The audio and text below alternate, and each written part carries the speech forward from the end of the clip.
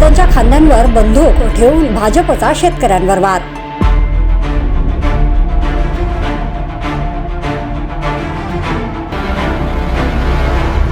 लोकसभा निवडणुकीत विदर्भात दारुण पराभवाला समोर गेलेल्या भाजपने त्यानंतर झालेल्या विधानसभा निवडणुकीत 62 पैकी 49 जागा जिंकून पराभवाचा वच पाकाडला। लाडकी बहीण योजनेच्या मानधनात वाढ आणि शेतकऱ्यांना कर्जमाफी याचा भाजपला निवडणुकीत विजय मिळवून देण्यात फायदा झाला होता। पण या दोन्ही आश्वासनांपासून पक्षाने फारकत घेतल्याने त्याचा फटका पक्षाला आगामी स्थानिक स्वराज्य संस्थांच्या निवडणुकीत बसण्याची शक्यता वर्तवली जात आहे। शेतकऱ्यांना कर्जमाफी मिळणार नाही असे अर्थमंत्री अजित पवार यांनी जाहीर केले आहे। भाजपच्या मंत्र्यांनी याबाबत वक्तव्य करणे जाणीवपूर्वक टाळले। अजित पवार यांच्या खांद्यावर बंदूक ठेवून भाजपने शेतकऱ्यांवर वार केला अशी प्रतिक्रिया सर्वाधिक शेतकरी आत्महत्या असलेल्या विदर्भात व्यक्त केल्या जात आहेत।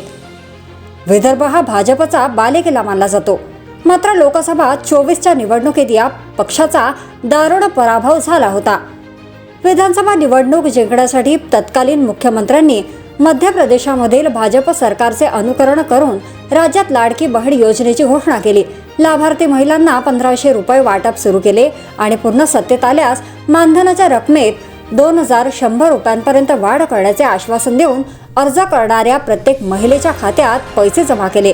त्याचा फायदा एक गठ्ठा मतांच्या रूपात महायुतीला मिळाला।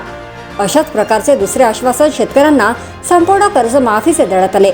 विदर्भातील शेतकरी आर्थिक अडचणीत असल्याने आणि कर्ज वसुलीचा जाच असल्याने शेतकऱ्यांनी सरकारच्या आश्वासनावर विश्वास ठेवून महायुतीच्या पदरात मतांचे दान टाकले।